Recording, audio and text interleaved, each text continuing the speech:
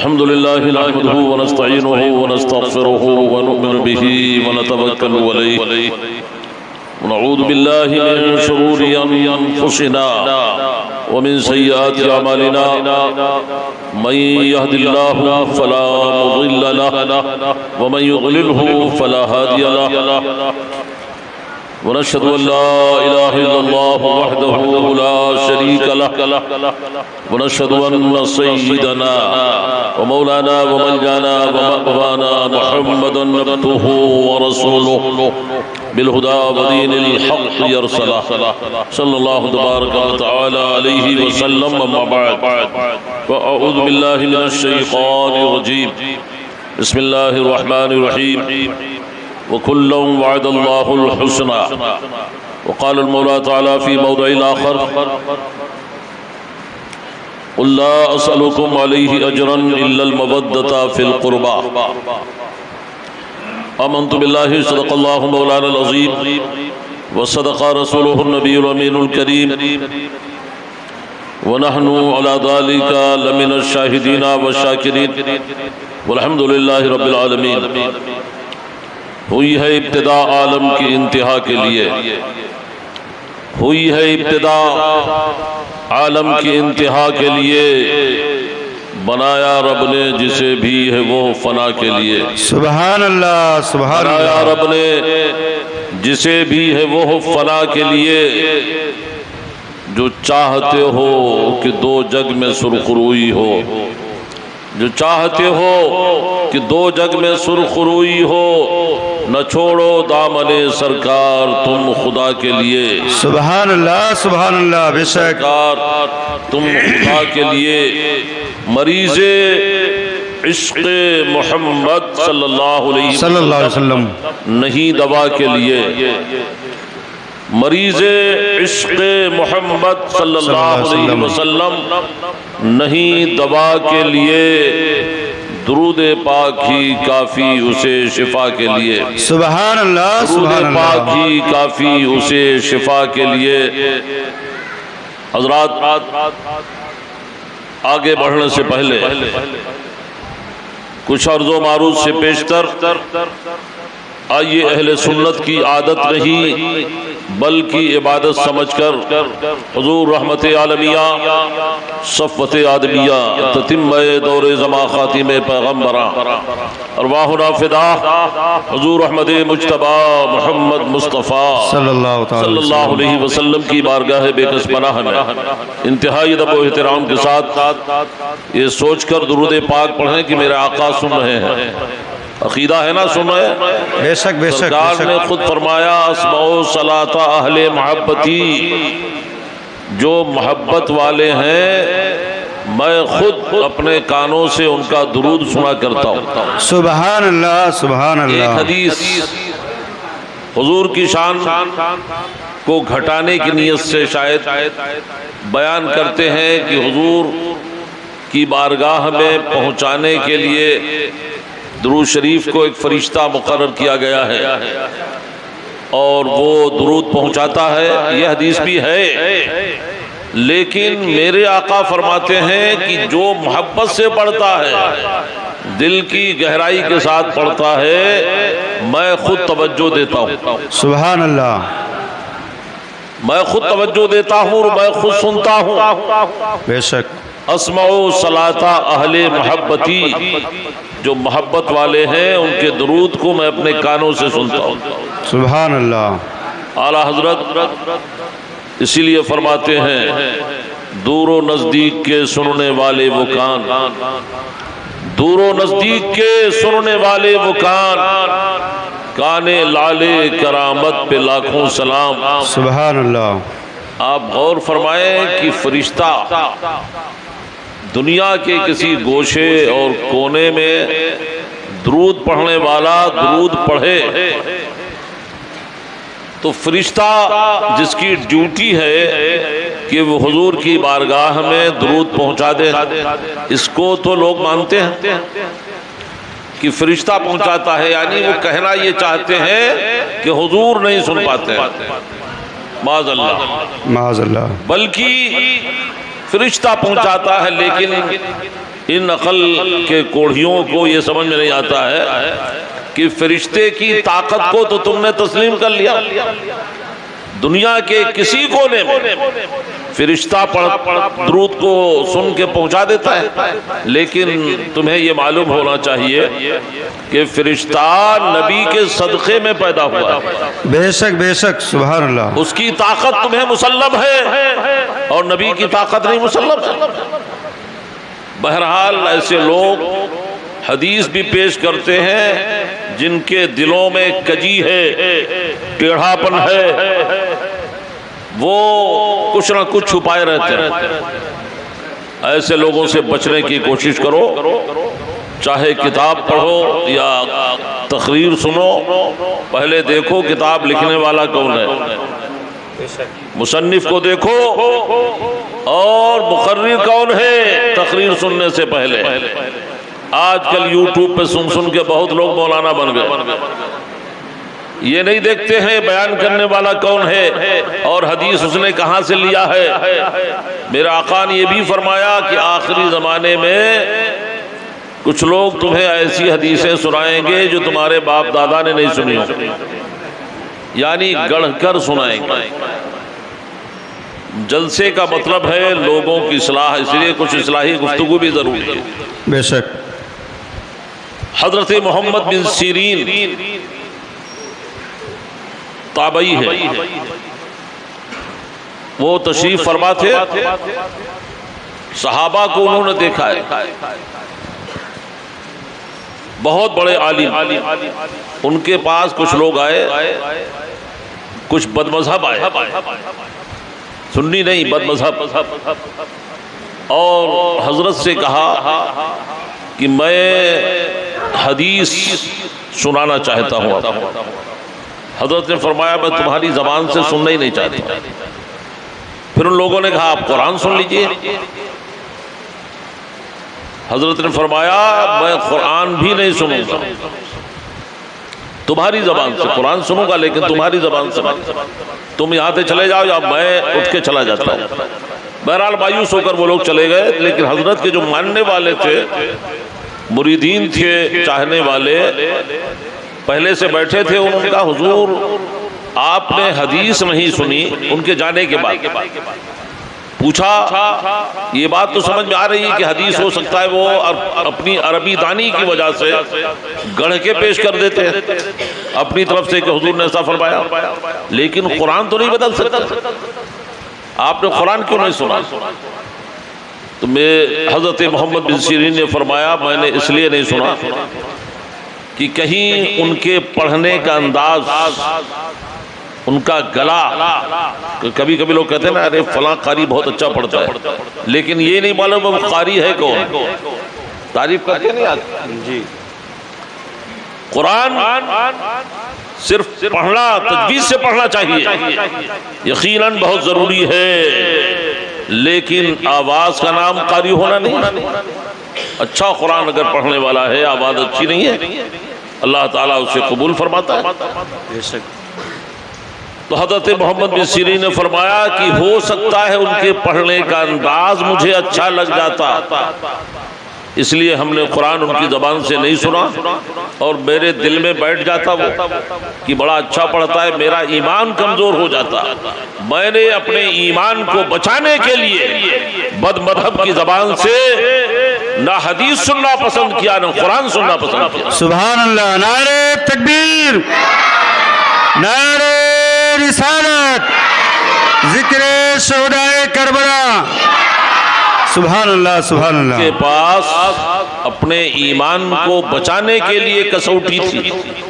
آپ سونار کے پاس جاتے ہیں، سونا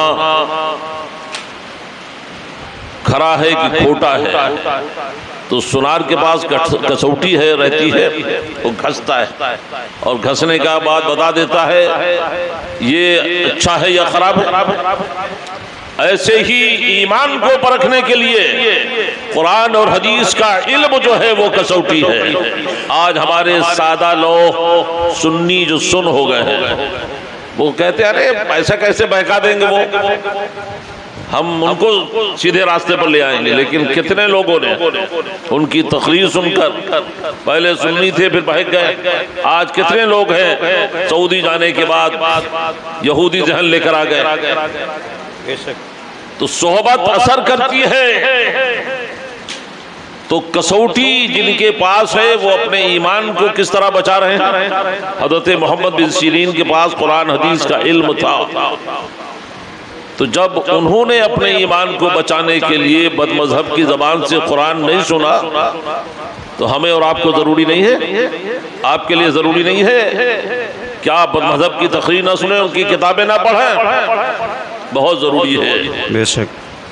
آج جاہل بھی ہے عالم کا لبادہ اوڑھے، آج جاہل بھی ہے عالم کا لبادہ اوڑھے، ایسے ملاؤں سے ایمان بچائے رکھیے. سبحان اللہ. بے شک. ایسے ملاؤں سے ایمان بچائے رکھیے.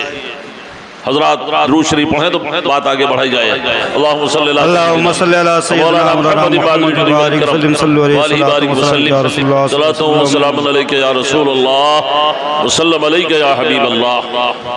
میں نے خطبہ مسرورہ کے بعد آیت کریمہ پڑھی وَكُلًّا وَعَدَ اللَّهُ الْحُسْنَى.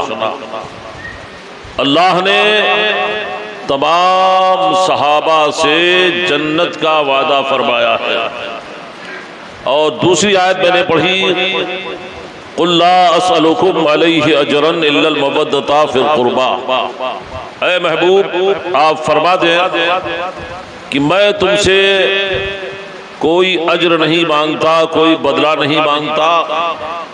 یعنی ہم نے جو ہدایت کا کارنامہ انجام دیا ہے اس کا کوئی اجر اور بدلہ صلہ ہمیں تم سے نہیں چاہیے، مگر ہمارے گھر والوں سے تم محبت کرو.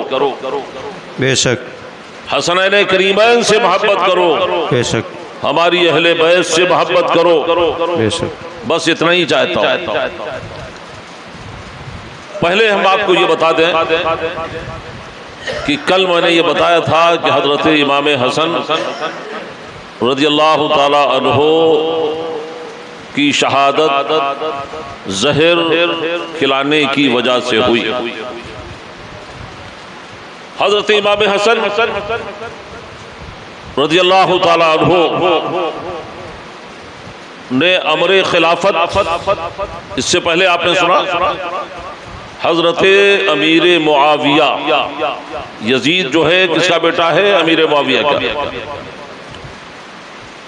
تو یہ ضروری نہیں کہ باپ نیک ہو تو بیٹا بھی نیک ہو. آج بھی تجربہ شاہد ہے. کتنے لوگ ایسے ہیں کبھی باپ برا ہے بیٹا اچھا ہے، کبھی بیٹا اچھا ہے باپ صحیح نہیں ہے. اللہ جسے ہدایت کی توفیق عطا فرمائے. ہدایت اللہ تعالیٰ عطا فرماتا ہے، تو ہدایت کی توفیق اللہ سے مانگتے رہنا چاہیے. اے اللہ مجھے کار خیر کی توفیق عطا فرما. آمین. اور یہ معاملہ ایسا ہے کہ آپ نیت کریں. کچھ لوگ ایسے ہیں ان سے کہو نماز کے لیے تو کہتے ہیں اللہ چاہے گا تو نمازی ہو جائیں گے. ارے تم بھی تو چاہو، ارادہ تو کرو پہلے. دین کا معاملہ ایسا ہے، نیکی کا معاملہ ایسا ہے، میرے آقا فرماتے ہیں تم نیکی کا خالی ارادہ کرو کہ نماز پڑھیں گے یا کوئی بھی نیک کام ابھی کیا نہیں تم نے، نیکی کا صرف ارادہ کیا تو ایک ثواب مل جائے گا.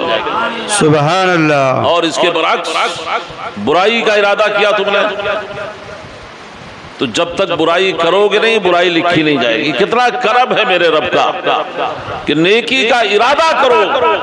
آپ بسم اللہ مسجد میں آئے نماز کے لیے، نیت کر لیا آپ نے گھر سے کوئی غریب ملے گا اس کی مدد کر دیں گے، راستے میں کوئی پتھر تکلیف دہ ہوگا اس کو ہٹا دینے کئی نیت کر لیا آپ نے اور کچھ نہیں ملا، آپ سیدھے مسجد میں آئے تو جتنی نیتیں کیا آپ نے سب کا سوال مل جائے گا. سبحان اللہ. سبحان اللہ.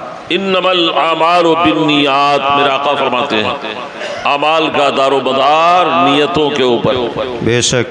اور نیت اچھی نہیں ہے، آپ نے 5 وقتہ نماز پڑھی، رات بھر نماز پڑھی اور نیت یہ ہے لوگ مجھے نمازی کہیں، تو آپ کی نماز فائدہ مند نہیں ہے.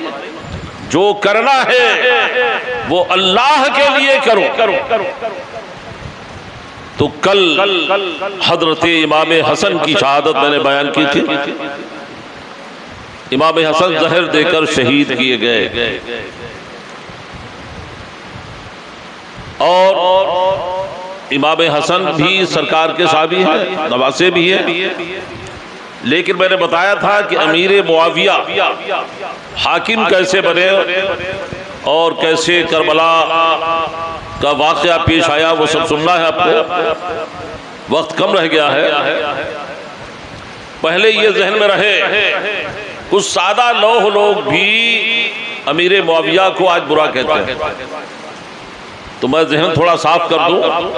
امیر معاویہ جو ہیں یزید کے باپ ضرور ہیں، لیکن سرکار کے بہت قریب ہیں، صحابی ہیں. سرکار کے اوپر جو وحی آتی تھی اللہ کی طرف سے وہ لکھا کرتے تھے. سبحان اللہ. سرکار کے 13 صحابیوں میں جو وحی کی لکھا کرتے تھے ایک امیر معاویہ بھی، اور زیادہ امیر معاویہ اور ایک دوسرے اور صحابی ہیں. یہی لوگ یہ کام انجام دیتے تھے. تو اللہ پاک نے تمام صحابہ سے اچھا وعدہ فرمایا ہے. اور ایک بات اور ذہن کے قریب کر دیں کہ حضرت امام حسن نے ان کے ہاتھ پر امر خلافت خالی کرنے، امور خلافت ان کے سپرد کرنے کے بعد امیر معاویہ کو حاکم تسلیم کر لیا. تو امام حسن نے جب انہیں حاکم مان لیا تو آپ نہیں مانیں گے؟ امام اگرچہ کچھ مجتہد سے خطائیں ہوتی ہیں، مجتہد اسے کہتے ہیں قرآن اور حدیث سے جو عالم مسئلہ نکالنے کی کوشش کرے قرآن اور حدیث سے اور اس سے کچھ غلطی ہو جائے، یعنی وہ ایک اچھی کوشش کر رہا ہے، مسائل کا استنباط کر رہا ہے، اور اس اچھی کوشش میں کچھ لغزش ہو گئی اس سے، تو اس پر بھی اسے ایک صلہ ملتا ہے، ایک نیکی ملتی ہے. سبحان اللہ. بے شک. تو صحابہ کرام کے درمیان جو لڑائیاں ہوئیں وہ سب اپنے اپنے طور پر اجتہاد کر رہے تھے. تو انہی میں امیر معاویہ بھی ہیں، حضور کے کاتب وحی ہیں، اور آپ کا خاندانی سلسلہ ماں کی طرف سے اور باپ کی طرف سے 5ویں پشت میں سرکار کے چوتھے دادا عبد مناف سے مل جاتا ہے. سبحان اللہ. اور رشتے میں امیر معاویہ حضور کے سالے ہیں، صحابی ہیں، اور صحابی اسے کہتے ہیں جس نے ایمانی نگاہوں سے سرکار کو دیکھا اور ایمان کے ساتھ دنیا سے چلا گیا.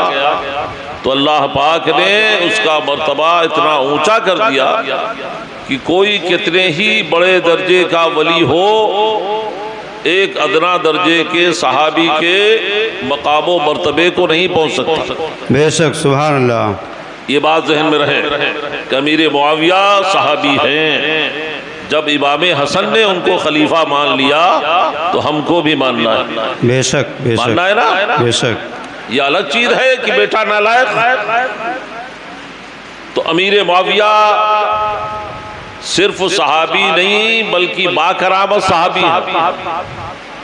جب حضرت عثمان غنی رضی اللہ تعالیٰ عنہ کی مدینہ میں شہادت ہوئی، امیر معاویہ کو جب پتہ چلا تو انہوں نے یہ کہا کہ اب خلافت جو ہے مدینہ میں نہیں ہوگی، راجدھانی مدینہ نہیں بنے گی. تو آج تک نہیں بنی. آج تک امیر معاویہ نے جو کہا تھا آج تک راجدھانی نہیں بنی. اور حضور سرور عالم صلی اللہ علیہ وسلم کو مکے کے کافروں نے مکہ سے ہجرت کرنے پر مجبور کیا، پریشان کیا. تو امیر معاویہ نے مکے کے تعلق سے بھی کہا کہ وہاں بھی خلافت نہیں ہوگی.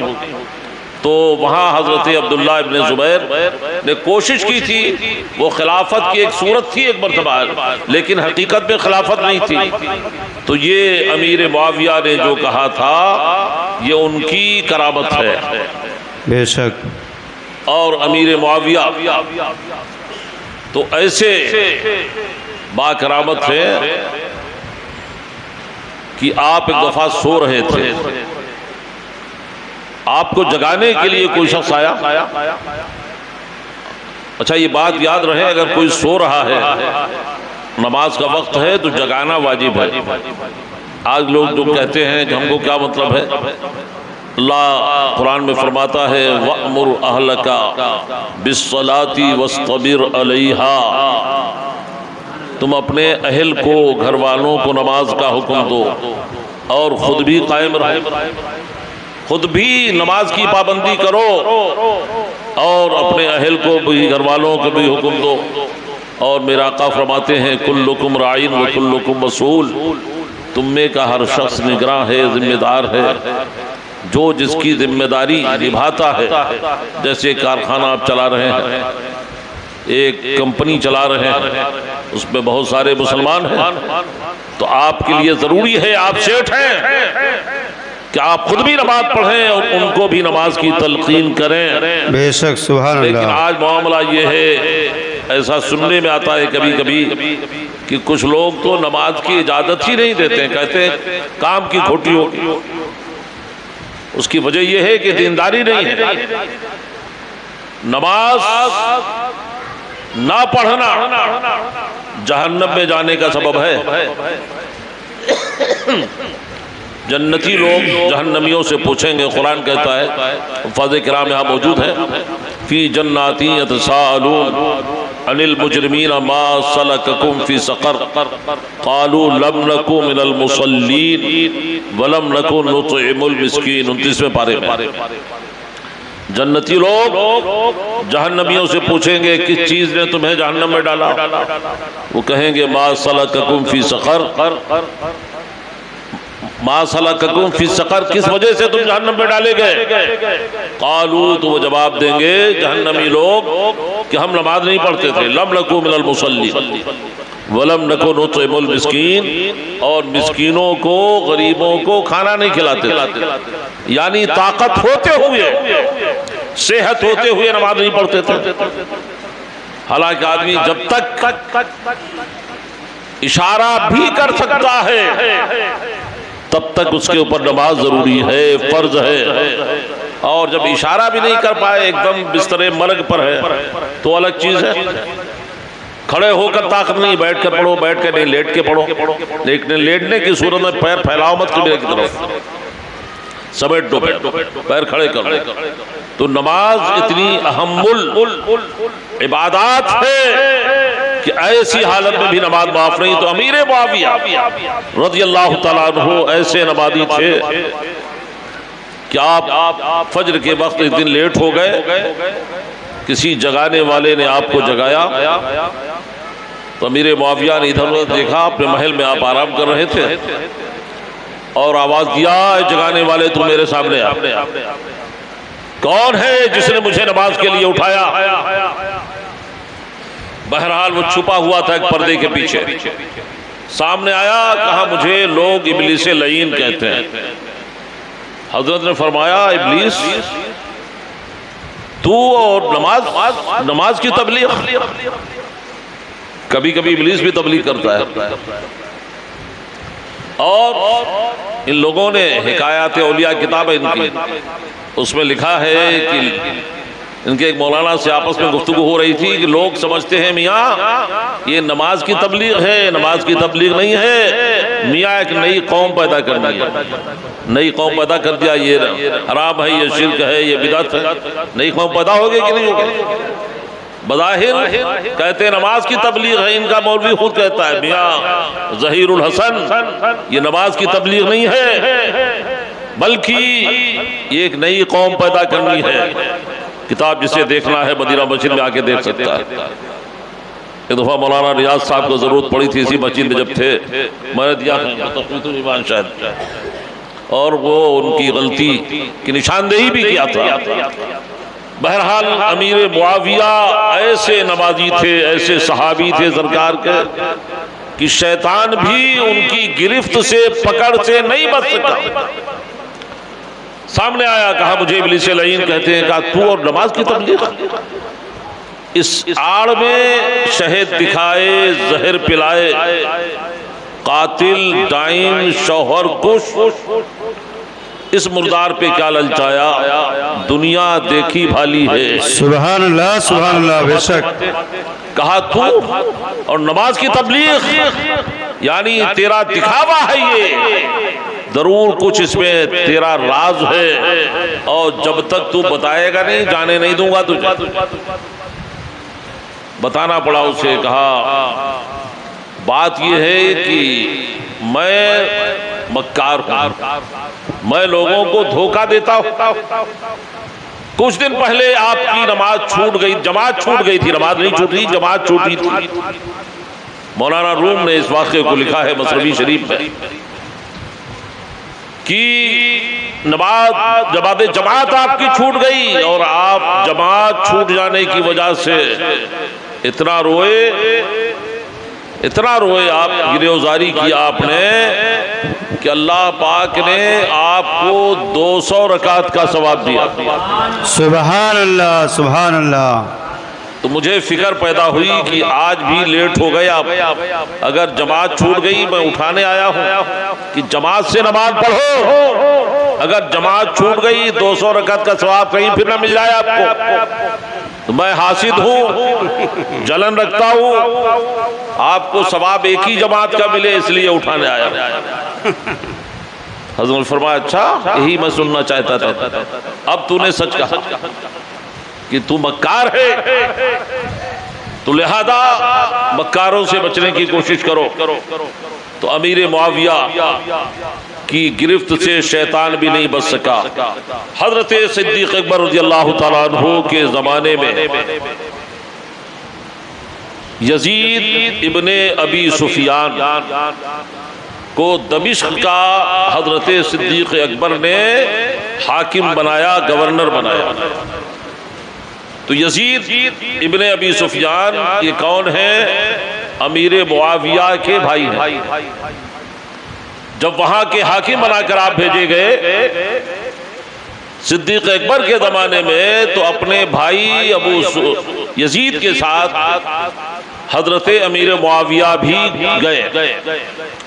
جب ان کے انتقال کا وقت آیا تو انہوں نے امیر معاویہ کو حاکم بنا دیا، یعنی دمشق کا گورنر بنا دیا۔ اس طریقے سے آپ حاکم بنے، اور یہ خبر حضرت سیدنا صدیق اکبر رضی اللہ تعالیٰ عنہ تک پہنچی، تو آپ نے ان کے بھائی کا تقرر، یعنی امیر معاویہ کا حاکم بننا برقرار رکھا،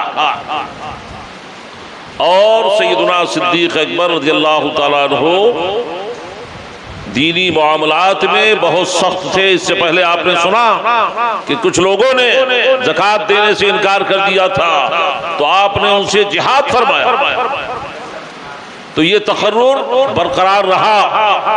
پھر سیدنا صدیق اکبر کا پورا زمانہ 2 سال سے زیادہ گزرا، فاروق اعظم کا زمانہ آیا۔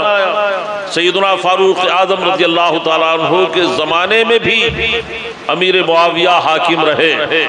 پورا دور صدیقی اور فاروقی آپ کا حاکمیت میں گزرا۔ اب سیدنا عثمان غنی کا زمانہ آیا، تو حضرت عثمان غنی نے حضرت امیر معاویہ کو پورے ملک شام کا حاکم بنا دیا۔ اگر وہ اس لائق نہیں تھے تو بنایا کیوں انہوں نے؟ اور بہرحال 20 سال امیر معاویہ بحیثیت حاکم رہے، اور 20 سال اور، یعنی ٹوٹل 40 سال آپ نے حکومت کی۔ حضرت فاروق اعظم نے بھی ان کو مانا۔ سیدنا فاروق اعظم کی تو وہ شخصیت تھی کہ وہ اپنے زمانے کے حاکموں گورنروں پر سخت پابندی لگاتے تھے کہ وہ باریک کپڑا نہیں پہنے گا، موٹا کپڑا پہنے گا، باریک کھانا نہیں کھائے گا، وہ دربان نہیں رکھے گا، بہت ساری پابندیاں عائد کرتے تھے۔ معمولی سی بات پر حضرت خالد بن ولید کو معزول کر دیا تھا، تو امیر معاویہ نے اچھے کام کیے، تب تو 40 سال آپ حکمراں رہے۔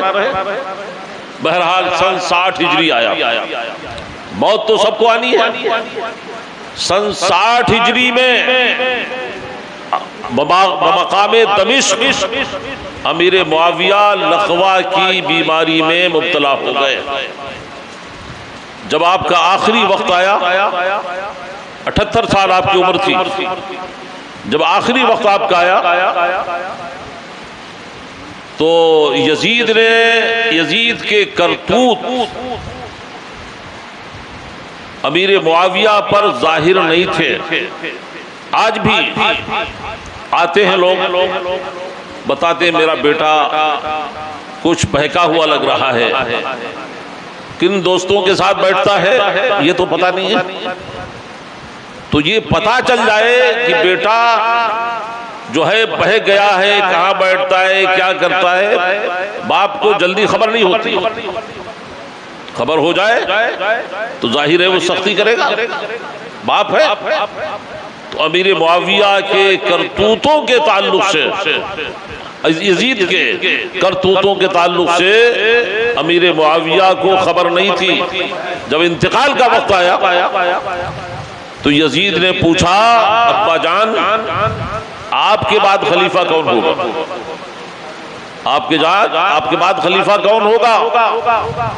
تو امیر معاویہ پر ظاہر نہیں تھے اس کے کرتوت، اس لیے آپ نے فرمایا کہ خلیفہ تو ہی بنے گا، لیکن کچھ میری وصیتیں ہیں، نصیحتیں ہیں، ان کو غور سے سن۔ میرے انتقال کے بعد تو خلیفہ بن جانا، لیکن یہ خلافت امام حسین کی ہے، ان کے گھر والوں کی ہے، اہل بیت کی ہے، تو ان کو کھلائے بغیر مت کھانا، ان کو پہنائے بغیر مت پہننا، یعنی ان کا بھرپور احترام کرنا، اور تھوڑے دن تو خلیفہ رہنا، پھر اس کے بعد یہ خلافت انہی کو واپس کر دینا۔ اور امیر معاویہ نے روایت ہے کہ یہ بھی دعا فرمائی کہ اللہ اگر میرا بیٹا خلافت کے لائق نہ ہو تو اس کی خلافت کو تو پورا مت کرنا، یہ بھی کہا تھا امیر معاویہ نے۔ تو یہ بات ان کی پوری ہوئی، 3 سال سے کچھ زائد وہ زندہ رہا، اور پھر طرح طرح کی بیماریوں میں، کیونکہ بہت بڑا عیاش تھا، طرح طرح کی بیماریوں میں مبتلا ہو کر مر گیا۔ درود شریف پڑھیں، اللہم صلی اللہ اللہم صلی علی سیدنا محمد وبارک وسلم صلی اللہ تعالی علیہ یا رسول اللہ، صلاۃ و سلام علیک یا حبیب اللہ۔ تو اس طریقے سے یہ ظالم، اس کے کرتوت امام حسین رضی اللہ تعالیٰ عنہ پر ظاہر ہو چکے تھے۔ امیر معاویہ کا جب انتقال ہو گیا اور یہ خلیفہ بنا تو اس نے کیا کیا وہ میں بتاؤں گا آپ کو۔ پہلے امام حسین کے تعلق سے کچھ سن لیں۔ امام حسین کون ہے؟ حضرت سیدنا امام حسن کے چھوٹے بھائی اور 11 مہینہ چھوٹے ہیں۔ امام حسین رضی اللہ تعالیٰ عنہ جب پیدا ہوئے تو آپ صلی اللہ علیہ وسلم، آپ کے نانا سرکار صلی اللہ علیہ وسلم نے اللہ کی مرضی سے ان کا نام حسین رکھا۔ سبحان اللہ۔ حدیث میں ملتا ہے یہ دونوں نام حسن اور حسین یہ جنتی نام کا۔ سبحان اللہ۔ اسمان من اہل الجنہ، یہ جنتی نام ہے۔ اس سے پہلے حسن و حسین کسی کے نام نہیں تھے۔ میرا آقا سید عالم صلی اللہ علیہ وسلم نے حسین نام رکھا۔ یہ حضرت ہارون علیہ السلام جو اللہ کے پیغمبر تھے، ان کے بیٹے شبر و شبیر، جس کا ترجمہ حسن و حسین ہوتا ہے، سبحان اللہ، تو انہی کے ناموں پر نام رکھنے کے لیے اللہ پاک نے حکم فرمایا۔ تو مرضی الہی کے مطابق یہ دونوں نام رکھے گئے۔ امام حسین رضی اللہ تعالیٰ عنہ آقا صلی اللہ علیہ وسلم ان دونوں شاہزادوں کو اتنا چاہتے تھے، میرا آقا فرماتے ہیں یہ دونوں میرے دنیا کے دو پھول ہیں، اور پھولوں کو آدمی سونگھتا ہے، کبھی کبھی گلاب سونگھتے ہیں نا آپ لوگ، تو میرا آقا صلی اللہ علیہ وسلم یشمہما یضمہما، انہیں چومتے بھی تھے اور سونگھتے بھی تھے ان دونوں کو۔ سبحان اللہ، میرا آقا سید عالم صلی اللہ علیہ وسلم دونوں شہزادوں سے بہت پیار کرتے تھے۔ کبھی کبھی یہ حضرات اجمالی طور پر ان دونوں کی تعریفیں ہیں اور الگ الگ بھی ہیں۔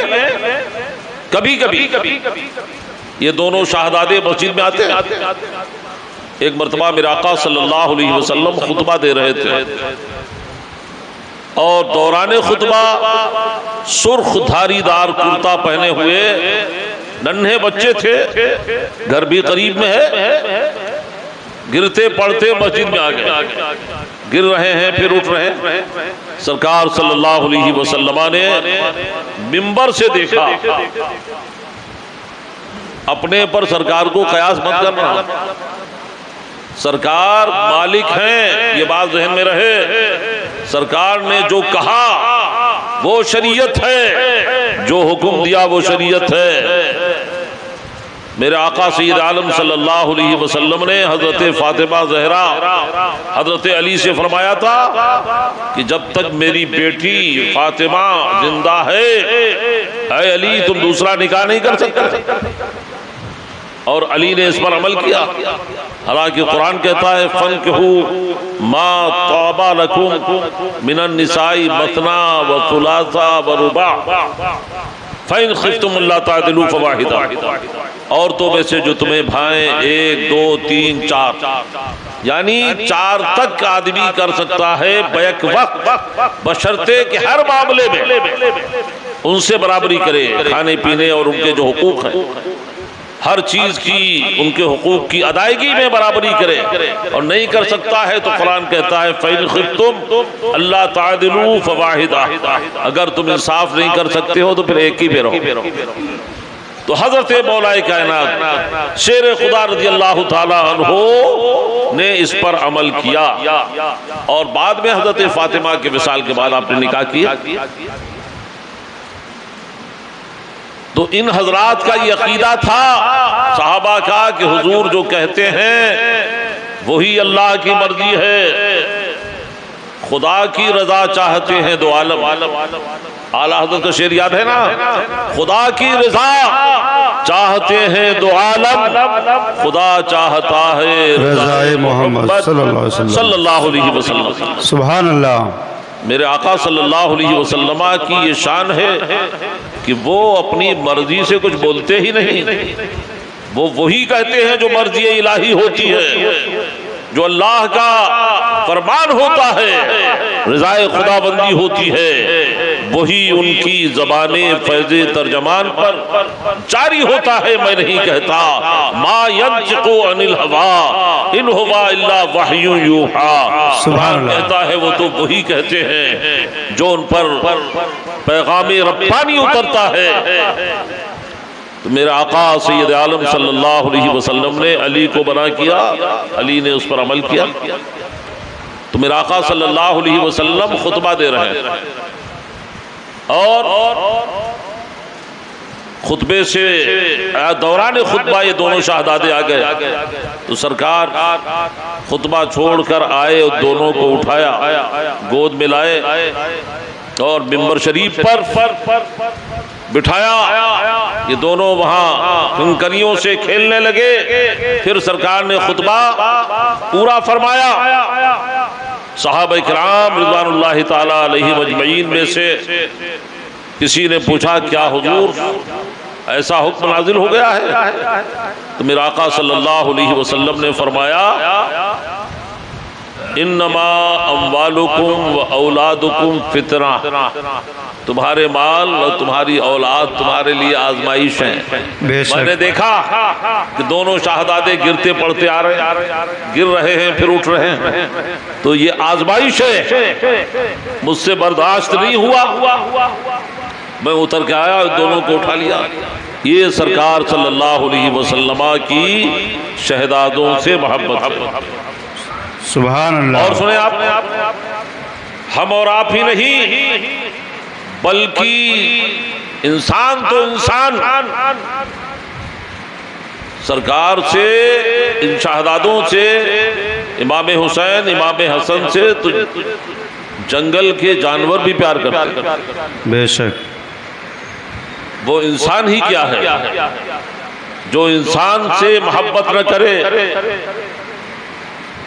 ایک انسان کو دوسرے انسان سے محبت ہوتی نہیں ہوتی؟ بے شک ہوتی ہے. اور جسے محبت نہیں ہے وہ انسان ہی کیا ہے؟ بہرحال ایک مرتبہ کسی نے آقا صلی اللہ علیہ وسلم کو ہرنی کا ایک بچہ دیا تحفے میں. ایک صحابی جنگل سے لے کر آئے تھے، سرکار کو پیش کیا تو ہمارے آپ کے آقا صلی اللہ علیہ وسلم نے وہ ہرن کا بچہ حضرت امام حسن کو دے دیا. سبحان اللہ. امام حسن رضی اللہ تعالیٰ عنہ اس ہرن کے بچے سے کھیلتے ہوئے گھر تک اسے لے گئے، اور جب گھر میں پہنچے تو امام حسین چھوٹے بھائی نے دیکھا، کہا رے یہ ہرنی کا بچہ کہاں سے لے کر آ گئے آپ؟ مجھے بھی چاہیے، یہ بچہ مجھے دے دو. کہا پیچھے جاؤ بچے لوگ، جاؤ پیچھے جاؤ، تم لوگ چھوڑ دیے ان کو. تو امام حسن نے کہا امام حسین سے کہ مجھے تو نانا جان نے یہ بچہ دیا ہے، تم بھی جاؤ نانا جان سے لے لو، نانا جان سے لے لو جا کے. امام حسین غور سے سنیے، امام حسین رضی اللہ تعالیٰ عنہ آقا صلی اللہ علیہ وسلم کی بارگاہ میں آئے، بچے ہیں اور عرض کرتے ہیں سرکار نانا جان مجھے بھی ہرن کا بچہ چاہیے. مانگ رہے ہیں، ضد کر رہے ہیں. اتنے میں صحابہ نے دیکھا کہ جنگل کی طرف سے ہرنی اپنے دوسرے بچے کو بھی دوڑتی ہوئی لے کر آ رہی ہے، اور آقا صلی اللہ علیہ وسلم کی خدمت میں پیش کیا کہ سرکار آپ نے میرا ایک بچہ حسن کو دے دیا، حسین کو بھی چاہیے، وہ پریشان ہے، تو میرا دوسرا بچہ حسین کو دے دو. تو جنگل کے جانور بھی حسنین کریمین سے محبت کرتے ہیں، تو آپ اگر ان سے محبت کرو گے تو اس کا صلہ نہیں ملے گا. میرے آقا سید عالم صلی اللہ علیہ وسلم فرماتے ہیں اے اللہ میں ان سے محبت کرتا ہوں، ان دونوں سے محبت کرتا ہوں، اے اللہ تو بھی ان سے محبت کر اور اس سے بھی تو محبت کر جو ان دونوں سے پیار کرے. ان دونوں سے جو محبت کرے تو ان کو بھی چاہ، ان سے بھی محبت کر. تو نبی کریم صلی اللہ علیہ وسلم نے دعا فرمائی تو یقیناً حسین کی یہ جو محفل منعقد ہے یہ محبت ہی تو ہے، محبت ہی کی بنیاد پر ہے. آج سنی مسلمان اپنے اس عمل سے اس بات کا ثبوت دیتا ہے، نبی صلی اللہ علیہ وسلم کے شہزادوں کے نام کی محفل منعقد کر کے اس بات کا ثبوت دیتا ہے کہ ہم بھی اگر میدان کربلا میں ہوتے تو حضرت حبیب ابن مظاہر جو تقریباً 70-72 سال کے تھے، انہوں نے اپنی جان کا نذرانہ پیش کیا، اور بہت سارے رفقا تھے، وقت آئے گا تو سنیں گے آپ۔ تو ہم بھی اگر وہاں ہوتے تو اپنی جانیں پیش کرتے،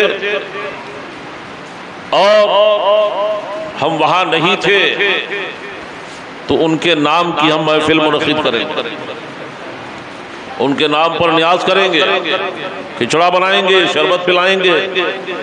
اور ایک وہ ہیں جو اپنے عمل سے اس بات کا ثبوت دیتے ہیں کہ ہم بھی اگر ہوتے تو یزیدیوں کی طرح پہرا لگاتے، نہر فرات سے نہر فرات پر ہم بھی ساتھ دیتے، ان کا پابندی لگاتے، اور ہم وہاں نہیں تھے تو ان کے نام کا جو شربت ہے اسے ہم ناجائز کہیں گے، ان کے نام پر سبیل لگانے کو ناجائز کہیں گے۔ بہرحال یہ اپنا اپنا نصیبہ ہے، اللہ رب العزت نے ہمیں ان سے محبت کرنے کی توفیق عطا فرمائے، اللہ تعالیٰ ان کی محبت میں ہمیں زندہ رکھے اور محبت کی میں ہمیں موت عطا فرمائے۔ درود شریف اللہم صلی علی سیدنا مولانا محمد بعد الجود والکرم والہ بارک وسلم، صلاۃ و سلام علیک یا رسول اللہ۔ اللہ رب العزت جل وعلا ان دونوں شہزادوں سے کیسی محبت کرتا ہے۔ ایک مرتبہ میرے آقا صلی اللہ علیہ وسلم کے دونوں شہزادے کھیلتے کھیلتے جنگل میں چلے گئے۔ حضرت فاطمہ زہرا پریشان ہوئی کہ شہزادے کہاں ہیں، بہت پریشان ہوئی۔ سرکار صلی اللہ علیہ وسلم تک خبر پہنچی، اللہ پاک نے حضرت جبریل کو بھیج دیا۔ شہزادوں کا ناز دیکھیں کہ اللہ رب العزت کے کتنے پیارے ہیں یہ لوگ۔ حضرت جبریل آ گئے، کہا یا رسول اللہ علیہ الصلوۃ والسلام، سیدہ سے کہہ دیں گھبرانے کی ضرورت نہیں ہے، فلاں مقام پر دونوں شہزادے کھیلتے کھیلتے جنگل میں پہنچ گئے اور فرشتے ان کی حفاظت کر رہے ہیں۔ سبحان اللہ، اللہ رب العزت نے ان کی حفاظت کا انتظام کر دیا ہے۔ میرے آقا سید عالم صلی اللہ علیہ وسلم کو جب خبر ہوئی کہ فلاں مقام پر ہیں تو سرکار صلی اللہ علیہ وسلم ان کو لینے کے لیے گئے اور لے کر آ گئے۔ سیدہ فاطمہ سے کہا کہ اللہ رب العزت ان کی حفاظت کرتا ہے، جس نے انہیں پیدا کیا ہے، پیدا کرنے والا ان کا خود محافظ ہے۔ اور سنیں آپ، یہ دونوں شہزادے اللہ کو کتنے پیارے ہیں۔ ایک دفعہ ان دونوں نے بچپنے میں 2 تختیاں لکھی۔ پہلے اسکولوں میں آج تو سب شروع سے ہی کاپی دے دی جاتی ہے، پہلے لوگ تختی پر لکھتے تھے، ہم لوگ بھی بچپن میں تختی پر لکھنا سیکھتے تھے تاکہ رائٹنگ اچھی ہو جائے۔ تو ان شہزادوں نے بھی، یہ سنت حسنین کریمین ہے، ان شہزادوں نے 2 تختیاں لکھی اور لکھنے کے بعد اپنے والد گرامی حضرت مولا علی جو دنیا کے فیصلے کیا کرتے تھے، حضرت فاروق اعظم ان سے مشورہ لیا کرتے تھے اور فیصلہ نہیں کرتے تھے علی کی موجودگی میں جب تک علی صاد نہ کر دے کہ ہاں یہ فیصلہ صحیح ہے۔ تختیاں لکھنے کے بعد دونوں شہزادے حضرت مولا کائنات اپنے والد گرامی کی خدمت میں پہنچتے ہیں کہ ابا جان، ہم دونوں نے یہ تحریر لکھی ہے، تختیوں پر لکھا ہے، آپ فیصلہ فرمائیں کس کی رائٹنگ اچھی ہے، کس کی تحریر اچھی ہے۔ حضرت علی نے سوچا کہ حسن کی تحریر کو اچھا کہوں تو حسین کو تکلیف ہوگی، حسین کی تحریر کو اچھا کہوں تو حسن کو تکلیف ہوگی، اور دونوں کی تکلیف ہم کو کہ یہ دونوں کو کچھ تکلیف پہنچے گوارا نہیں۔ کہا جاؤ یہ فیصلہ جو ہے تم اپنی والدہ سے کرو۔ حضرت سیدہ فاطمہ زہرا کے پاس دونوں شہزادے آئے اور آنے کے بعد کہا امی جان، ہم دونوں نے یہ تحریریں لکھی ہیں، ابا جان نے فیصلہ نہیں کیا ہے، آپ کے بعد بھیجا ہے، آپ فیصلہ فرمائیں کہ کس کی تحریر اچھی ہے۔ تو امی جان نے بھی وہی کہا کہ میں اس کا وہی سوچ کر جو والد نے کہا تھا کہ اگر ایک کی تحریر کو بہتر کہوں تو دوسرے کو تکلیف ہوگی، کہا جاؤ اس کا فیصلہ نانا جان کریں۔ سبحان اللہ۔ دونوں شہزادے آقا کریم صلی اللہ تعالی علیہ وسلم کی بارگاہ میں حاضر ہوئے۔ میرے آقا صلی اللہ علیہ وسلم پوری کائنات کا فیصلہ کرنے کے لیے تشریف لائے۔ میرے آقا صلی اللہ علیہ وسلم قانون ساز ہیں، میرے آقا صلی اللہ علیہ وسلم جو فرما دیں وہی ہمارے لیے قانون۔ بے شک سرکار دو جہاں معلم کائنات ہیں، اور سرکار کو اللہ پاک نے قرآن سکھایا، الرحمن علم القرآن، رحمان نے آپ کو قرآن سکھایا، اور قرآن میں ہے تبیانا لکل شیء، قرآن ہر چیز کا روشن بیان ہے۔ سبحان اللہ سبحان اللہ۔ بے شک بہرحال مختصر یہ کہ آقا کی بارگاہ میں دونوں نواسے حاضر ہیں۔ میرے آقا صلی اللہ علیہ وسلم تمام کائنات کا فیصلہ فرمانے والے، شہزادوں کی تختیوں کو دیکھا، کہا اس کا فیصلہ اللہ پاک فرمائے گا۔ بے شک میں سبحان نے اللہ۔ عرض کیا کہ اللہ پاک ان سے کیسی محبت کرتا ہے۔ اتنے میں حضرت جبریل کو حکم ہوا جنت سے ایک سیب لے کر جاؤ اور میرے محبوب سے کہو دونوں تختیاں بازو بازو میں رکھ دی جائیں اور اوپر سے سیب گراؤ، اور میرے محبوب سے کہو جس تختی پر سیب گرے گا وہی تحریر اچھی ہے۔ سبحان اللہ۔ حضرت جبریل حکم خداوندی کے مطابق جنتی سیب لے کر آئے، دونوں تختیاں رکھی ہوئی ہیں، جبریل نے اوپر سے سیب گرایا، آدھا ادھر آدھا ادھر۔ سبحان اللہ۔ نعرہ تکبیر، نعرہ رسالت، ذکر شہدائے کربلا، علماء اہل سنت، اراکین کمیٹی، نعرہ تکبیر، نعرہ رسالت۔ سبحان اللہ سبحان اللہ۔ فیصلہ ہو گیا کہ دونوں کی تحریر اچھی ہے۔ بے شک اللہ پاک اس طرح ان دونوں شہزادوں سے محبت کرتا ہے۔ بے شک سبحان اللہ۔ میرے آقا سید عالم صلی اللہ تعالی علیہ وسلم نے دعا فرمائی، اے اللہ میں ان دونوں سے پیار کرتا ہوں، ان دونوں سے محبت کرتا ہوں، فَأَحِبَّهُمَا، اے اللہ تو ان دونوں سے محبت فرما۔ تو کیسی راز برداریاں ہیں کہ اللہ پاک ان کی دل چکنی نہیں چاہتا۔ میدان کربلا میں اور مدینہ طیبہ میں امام حسن کو زہر دیا گیا۔ بتاؤ سیدہ فاطمہ کو تکلیف ہوئی کہ نہیں؟ کیا اللہ پاک ایسے لوگوں سے راضی ہوگا؟ نہیں۔ میدان کربلا میں جن ظالموں نے امام حسین کو شہید کیا، کیا اللہ رسول علی و فاطمہ ان سے راضی ہوں گے؟ نہیں۔ سوال ہی نہیں پیدا ہوتا ہے۔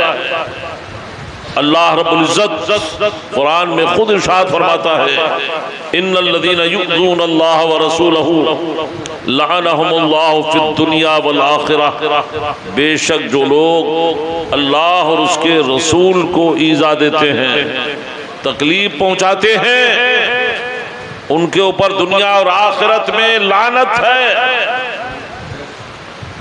تو میرے آقا سید عالم صلی اللہ علیہ وسلم نے ان سے محبت فرمائی۔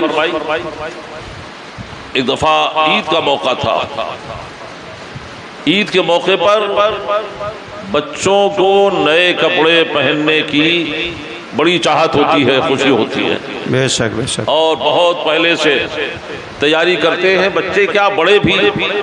اور آج تو عالم یہ ہے جو روزہ دار ہوتے ہیں ان کو خوشی ہوتی ہے میرے 29 نہیں 30 روزے ہو جائے، بے شک، اور جو بالکل نہیں رکھتے ہیں وہ 29 ہی کو بہت زیادہ شور مچاتے ہیں چاند ہوگا کہ نہیں ہوگا، آج چاند نکلے گا کہ نہیں نکلے گا، ہوتا ہے کہ نہیں؟ جی جی، اور کہیں سے چاند نکل آئے، آسمانی چاند نہیں تو زمینی ہی نکل آئے، اعلان کر دیں۔ اور ہم لوگوں کی میری خود عادت ہے، جب تک کہ چاند کے تعلق سے، اور ہر امام کی ذمہ داری ہے کہ جب تک صحیح خبر نہ آ جائے، قاضی شہر اعلان نہ کر دے ہوا چاند یا نہیں ہوا، اس وقت تک فون پر ہی لگے رہنا پڑتا ہے، کیوں قوم کی ذمہ داری ہے۔ پھر مسجد سے جیسا بھی ہوتا ہے ویسا اعلان ہوتا ہے مساجد سے، بہرحال یہ ذمہ داری ہے۔ تو یہ شہدادگان جو ہیں، عید جب قریب آئی تو ان دونوں حضرات نے ایک دن پہلے، یہاں تو 10 دن پہلے بورڈ لگا دیتے ہیں درجی لوگ، فل ہاؤس، اب ضرورت نہیں ہے، اب کپڑا مت لے کے آنا، فل ہو گیا۔ ایک دن پہلے دونوں شاہزادے حسنین کریمین حضرت فاطمہ زہرا رضی اللہ تعالی عنہا سے کہتے ہیں اماں جان چاند نکلنے والا ہے،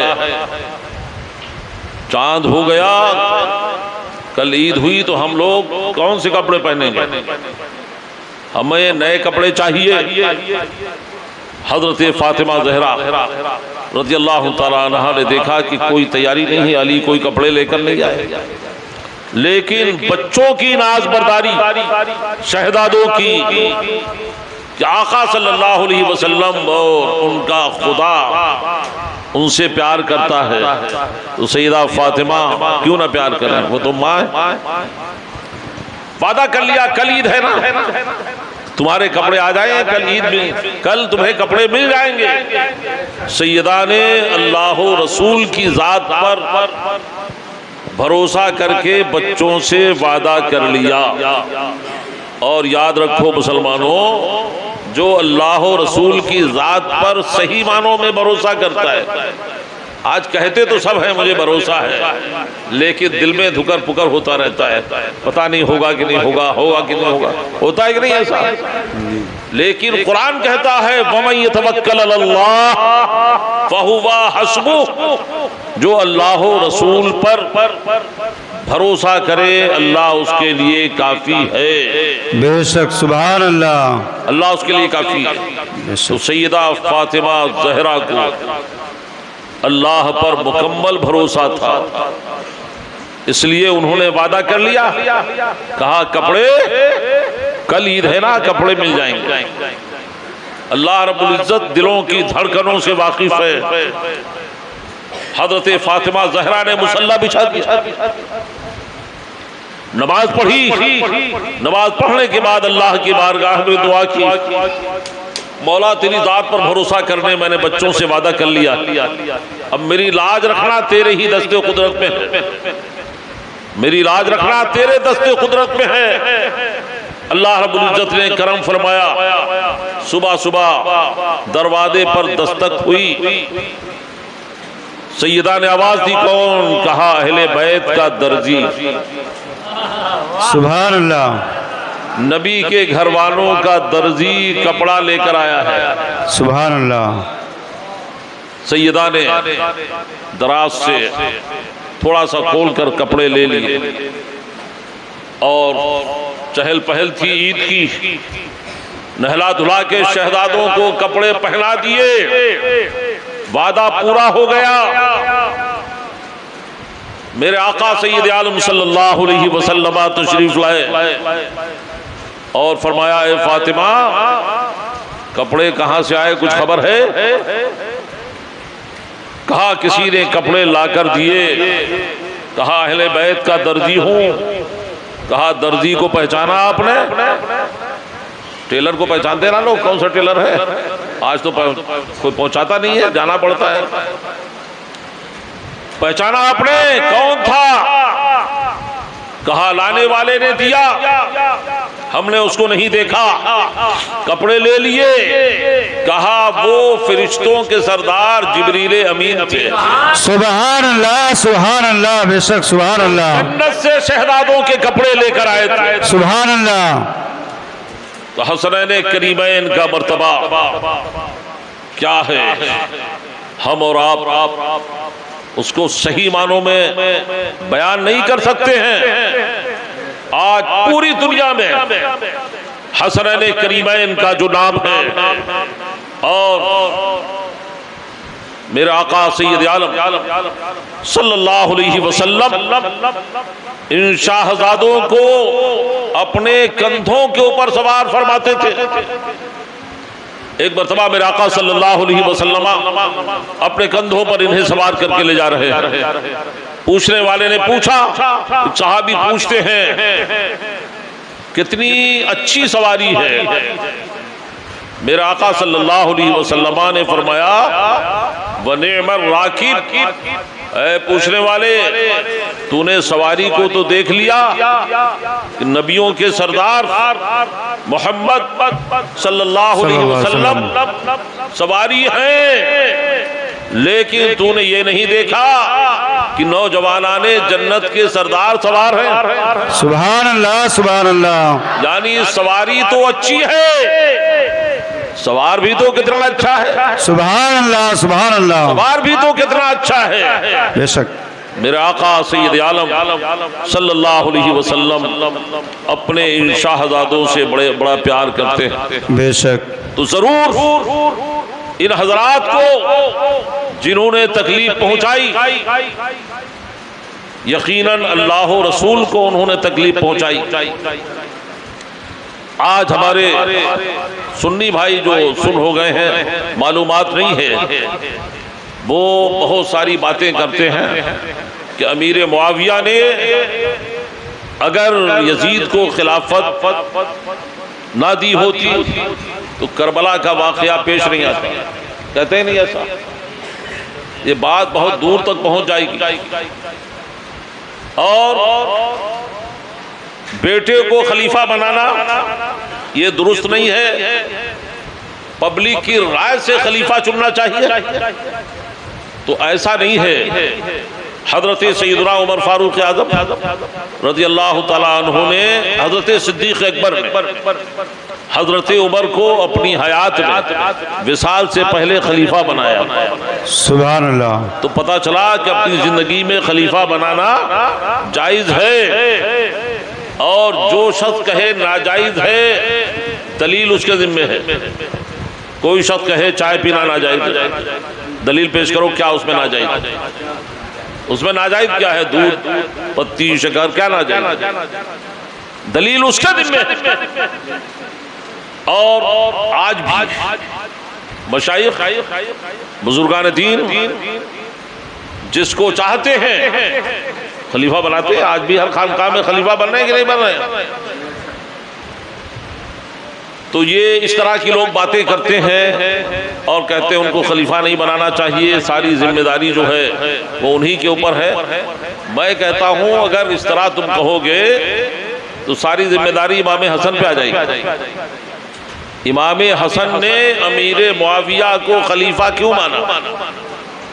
اگر امام حسن ان کو خلیفہ نہ بناتے اور حکومت نہ چھوڑتے تو امیر معاویہ خلیفہ نہیں بنتے، حاکم نہیں بنتے، اور جب وہ حاکم نہیں بنتے تو یزید کو کیسے خلیفہ بننے کے لیے کہتے؟ تو ساری ذمہ داری لوگوں کے کہنے کے اعتبار سے پھر امام حسن پر عائد ہوگی کہ نہیں؟ اور پھر یہ بات ہوتے ہوتے بہت آگے بڑھ جائے گی۔ صحابہ کرام میں جنگیں ہوئی، حضرت عثمان غنی رضی اللہ تعالیٰ عنہ کی جب شہادت ہوئی تو سرکار صلی اللہ علیہ وسلم کی زوجہ، ہم تمام مسلمانوں کی ماں ام المؤمنین حضرت سیدتنا عائشہ صدیقہ بھی کھڑی ہو گئیں، حضرت علی، حضرت زبیر، یہ حضرات وہ ہیں۔ حضرت عائشہ صدیقہ کے بارے میں قرآن کی آیت نازل ہوئی آئے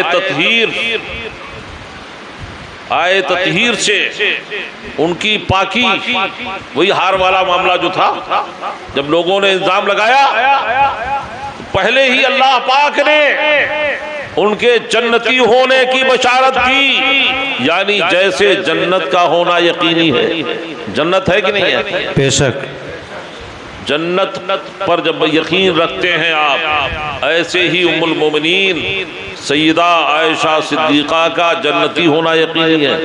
بے شک بے شک، یہ سبحان بھی اللہ۔ حضرت علی رضی اللہ تعالیٰ عنہ جب حاکم تھے تو حضرت زبیر، حضرت طلحہ، یہ حضرات میدان میں نکلے اور کہا عثمان غنی کو جن لوگوں نے قتل کیا، علی سے مطالبہ کیا کہ آپ ان کو سزا دیں، لیکن حالات ایسے کچھ تھے علی کے زمانے میں، اس قدر عبداللہ ابن سبا کا گروہ، آج ایسا بھی ہوتا ہے نا، اپنے لوگوں میں ہی کچھ ایسے ہوتے ہیں جو ادھر ادھر ہو جاتے ہیں، تو یہ تو خیر مشہور تھا۔ تو حضرت علی رضی اللہ تعالیٰ عنہ کے جو ماننے والے تھے اور ان کا جو لشکر تھا، اسی میں سے کچھ لوگ الگ ہو گئے اور ان کے جو مخالفین ہیں انہیں خارجی کہتے ہیں۔ بہرحال پھر جنگ ہوئی، میں نے شاید حضرت علی کے ذکر میں بتایا تھا، اور دونوں طرف کے لوگ مارے گئے۔ تو اگر یہ معاملہ کہ جنگ نہیں ہونا چاہیے تھی، امیر معاویہ اگر ایسا نہ کرتے تو جنگ نہیں ہوتی، تو یہ حضرات بھی تو جنگ کیے اور دونوں طرف کے لوگ شہید ہوئے، تو الزام ام المومنین پر بھی جائے گا۔ معاملہ یہ ہے، اصل میں قتل ضرور ہوئے صحابہ، قرآن میں ہے وَمَنْ يَقْتُلْ مُؤْمِنًا مُتَعَمِّدًا فَقَدْ كَفَرَ، یعنی کسی مسلمان کا قتل کرنا اگر کوئی حقیقی معنوں میں جائز سمجھے کہ مسلمان کا مارنا جائز ہے، اسے قتل کرنا جائز ہے، تو یہ قرآن کے خلاف، پھر اس کا ایمان چلا جائے گا۔ یہ حضرات جو ہے اجتہاد، یعنی ان کا مطالبہ کرنا علی سے کہ حضرت عثمان غنی کو ان کے گھر میں شہید کیا گیا، ان کو سزا ملنی چاہیے، یہ اپنے مطالبے میں حق پر تھے، لیکن علی لوگوں کو کیسے حوالے کر دیتے، اس کے لیے بھی تو ثبوت چاہیے۔ بہرحال ہر صحابی جو ہے وہ اپنے اپنے طور پر حقانیت کی جانب، سچائی کی جانب کوشاں تھا، اس لیے میرا آقا صلی اللہ علیہ وسلم نے فرمایا میرے صحابہ کو گالی مت دینا، انہیں برا بھلا مت کہو اور ان کا اکرام کرو، عزت کرو۔ میرا آقا سید عالم صلی اللہ علیہ وسلم نے تو فرمایا ہی، اللہ پاک نے آیت نازل فرمائی وَكُلًّا وَعَدَ اللَّهُ الْحُسْنَى، سارے صحابہ جنتی ہیں۔ جب اللہ نے انہیں جنتی کہا ہے تو تم کہتے جہنمی کہہ سکتے ہو؟ درود شریف پڑھو، اللہم صلی علی سیدنا مولانا محمد مادل الجود والکرم والہ بارک وسلم، صلاۃ و سلام علیک یا رسول اللہ، صلاۃ و سلام علیک یا حبیب اللہ۔ اگر کوئی شخص یہ کہے کہ اللہ پاک نے اگر یزید کو پیدا نہ کیا ہوتا تو کربلا کا واقعہ پیش نہیں آتا، تو اللہ کے اوپر الزام لگاؤ گے، فتویٰ لگاؤ گے، فتویٰ لگاؤ گے؟ بھئی بات تو دماغ میں آئے گی آدمی کہ اگر اللہ اسے پیدا نہیں کرتا تو کربلا کا واقعہ پیش آتا۔ پھر امام حسین رضی اللہ تعالیٰ عنہ جب پیدا ہوئے تو ان کی شہادت کی خبر بھی روشن ہو چکی تھی۔ ایک دن میرے آقا صلی اللہ علیہ وسلم اپنے شہزادے حضرت ابراہیم، حضور کے بیٹے، بچپن ہی میں جو انتقال کر گئے، ان کو اور امام حسین کو اپنی گود میں بٹھائے ہوئے تھے۔ حضرت جبریل امین سدرا سے آ گئے، کہا اے سرکار آپ ان دونوں سے پیار کرتے ہیں؟ میرا آقا نے فرمایا ہاں میں ان دونوں سے محبت کرتا ہوں۔ حضرت جبریل نے کہا کہ اللہ پاک ان دونوں کو بیک وقت آپ کے پاس نہیں رہنے دے گا، ان میں سے ایک کو اللہ پاک بلا لے گا۔ آپ جس کو چاہیں اسے رکھیں، چاہے تو حسین کو رکھے، چاہے ابراہیم کو رکھے۔ میرا آقا سید عالم صلی اللہ علیہ وسلم نے فرمایا جبریل اگر میں اپنے بیٹے کو نہیں رکھنا چاہتا ہوں تو مجھے کو زیادہ تکلیف ہوگی، اور اگر حسین کو میں نہ رکھنا چاہوں یہ دنیا سے چلے جائیں تو علی و فاطمہ کو بھی تکلیف ہوگی اور مجھے بھی تکلیف ہوگی، لہذا میں یہ چاہتا ہوں علی و فاطمہ کو تکلیف نہ ہو۔ میرے آقا صلی اللہ علیہ وسلم نے فرمایا کہ میں حسین کو رکھنا چاہتا ہوں۔ کچھ روز کے بعد، غالباً 3 دن کے بعد، حضرت ابراہیم دنیا سے تشریف لے گئے، یعنی ان کا انتقال ہو گیا۔ حضرت امام حسین پر میرے آقا نے اپنا بیٹا فدا کر دیا، اور جب بھی اس کے بعد سرکار کے شہزادے کے وصال کے بعد جب بھی حسین تشریف آتے بارگاہ مصطفیٰ میں، نانا کی بارگاہ میں، تو میرے آقا صلی اللہ علیہ وسلم انہیں سونگتے، پیار کرتے۔ لوگ پوچھتے حضور آپ انہیں سونگ رہے ہیں؟ کہا یہ میرے پھول ہیں، پھولوں کو سونگھا جاتا ہے، لوگ اپنے بچوں کو چومتے ہیں، یہ میرے 2 پھول ہیں جنہیں میں سونگتا ہوں اور